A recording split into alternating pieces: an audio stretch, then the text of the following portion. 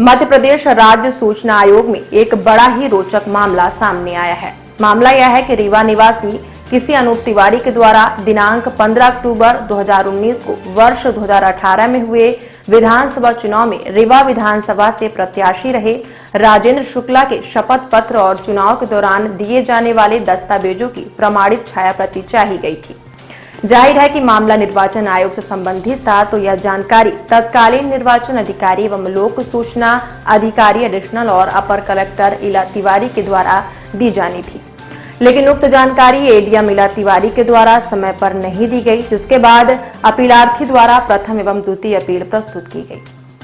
जब द्वितीय अपील के दौरान मामले की सुनवाई हो रही थी, तो मध्य प्रदेश राज्य सूचना आयुक्त राहुल सिंह के सामने जो मामला प्रस्तुत किया गया, उसने सबके ही होश उड़ा दिए। एक बार तो आयोग भी इस कश्मकश में फंस गया कि आखिर यह मामला क्या है और उसके पीछे की सच्चाई क्या है। जो जवाब तत्कालीन अपर कलेक्टर इला तिवारी द्वारा दिया गया, उसने पूरे सिस्टम की कार्यप्रणाली पर ही सवालिया निशान खड़ा कर दिया। गौरतलब है कि इस मामले में अपर कलेक्टर इला तिवारी के द्वारा बताया गया कि उन्होंने अपीलार्थी अनूप तिवारी को विधायक राजेंद्र शुक्ला के शपथ पत्र से संबंधित जानकारी 56 रुपए शुल्क के साथ उनके घर भेज दी थी। लेकिन अपीलार्थी अनूप तिवारी ने 56 रुपए शुल्क जमा करने और जानकारी लेने से मना कर दिया और इस प्रकार कर्मचारियों द्वारा मौका पंचनामा तैयार किया जाकर वापस कलेक्टर कार्यालय में जमा कर दिया गया। लेकिन सुनवाई के दौरान आवेदक अनूप तिवारी ने इस बात से सीधे इनकार किया कि इस प्रकार कोई भी पत्र क्रमांक 3008 एवं 3081 उन्हें प्राप्त नहीं हुए और न ही कोई व्यक्ति उनके घर आकर हैंड डिलीवरी के लिए कोई संपर्क ही किया। अब किस्सा और भी रोचक हो गया। सूचना आयुक्त राहुल सिंह ने वह आबक और जाबक रजिस्टर ही सिविल प्रक्रिया संहिता 1908 के तहत प्राप्त अपने अधिकार के अंतर्गत तलब कर लिया और जांच प्रारंभ कर दी। जांच के दौरान सूचना आयुक्त ने पाया कि जो आबक जाबक रजिस्टर की बातें की जा रही हैं और यह पत्र क्रमांक 3008 एवं 3081 का हवाला दिया जा रहा है, उक्त जाबक रजिस्टर में 3008 के नाम से पहले ही किसी सुनीता सैनी नामक महिला के नाम पर पत्र भेजा जा चुका है और उसी एक जाबक क्रमांक 3008 में ही एक अन्य व्यक्ति अनूप तिवारी का नाम घुसेड़ दिया गया है, जिससे पूरे सिस्टम पर ही सवालिया निशान खड़ा हो जाता है कि क्यों ना इसे कूट रचित दस्तावेज मान लिया जाए, क्योंकि कभी भी ऐसा नहीं होता कि एक ही जाबक नंबर पर दो अलग अलग व्यक्तियों के नाम पत्र जारी किए जाएं। फिर दूसरे जाबक रजिस्टर की बात सामने आई तो क्रमांक 3081 की जांच की गई तो पाया गया कि जहां पर जाबक क्रमांक 3081 दर्ज है, वहां पर अप्रत्याशित ढंग से 5 या 6 लाइनें छोड़ दी गई थी, जहां पर उस खाली स्थान पर एक अलग राइटिंग के साथ में अनूप तिवारी का नाम दर्ज है। सूचना आयुक्त राहुल सिंह ने देखा तो विश्वास ही नहीं हुआ कि यह सब क्या हुआ है।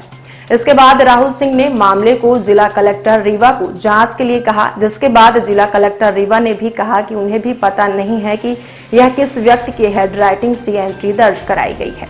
इसके बाद तत्कालीन एडीएम शैलेंद्र सिंह को भी मामले पर जवाब प्रस्तुत करने के लिए कहा गया, तो उन्होंने जांच कर बताया कि कुल 7 लिपिक जिला कलेक्टर कार्यालय में है, जिनके द्वारा समय समय पर जाबक रजिस्टर में एंट्री की जाती है। अतः उक्त की गई एंट्री किस व्यक्ति की है, यह बता पाना मुश्किल है।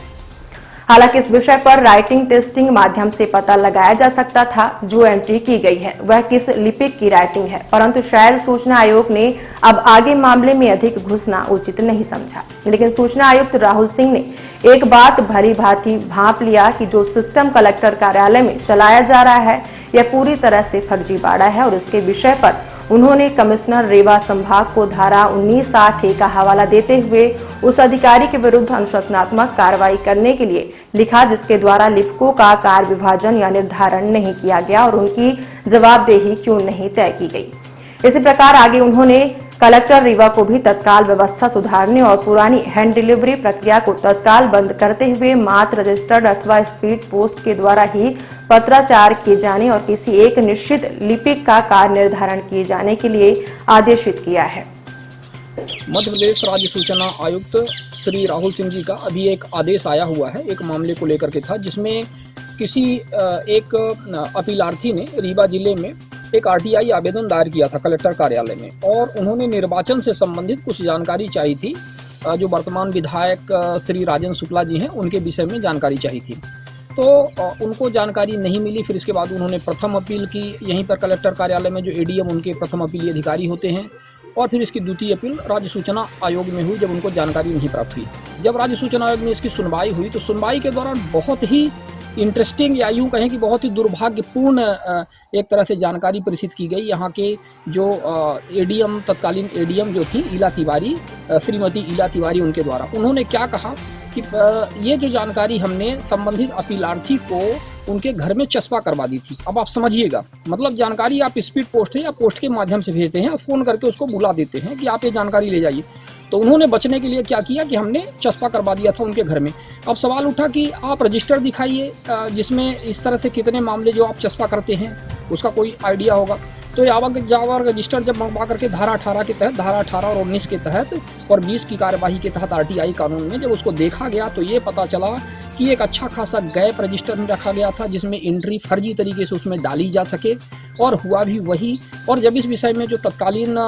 जो एडीएम सैलेन सिंह थे उससे जब जवाब मांगा गया राज्य सूचना आयोग के द्वारा, तो उन्होंने ये कहा कि उस समय एंट्री करने वाले 7-8 लोग थे जिनके माध्यम से एंट्री की गई है। तो यह स्पष्ट नहीं हो पा रहा है कि एंट्री करने वाला कौन अधिकारी था। मतलब आपने गड़बड़ी की, भ्रष्टाचार किया, कूटरचित दस्तावेज तैयार किए और एंट्री भी आपने करवा दी, और ये भी नहीं पता चल रहा है कि एंट्री करने वाला आवक जावक लिपिक कौन था। इस विषय पर राज्य सूचना आयोग ने, माननीय राहुल सिंह राज्य सूचना आयुक्त, उन्होंने कमिश्नर को इनके विरुद्ध अनुशासनात्मक कार्यवाही करने के लिए, और यहाँ पे जो जिला कलेक्टर रीवा है उनको भी इस पर कार्यवाही करने के लिए निर्देशित किया हुआ है। ये अभी हाल ही का आदेश है।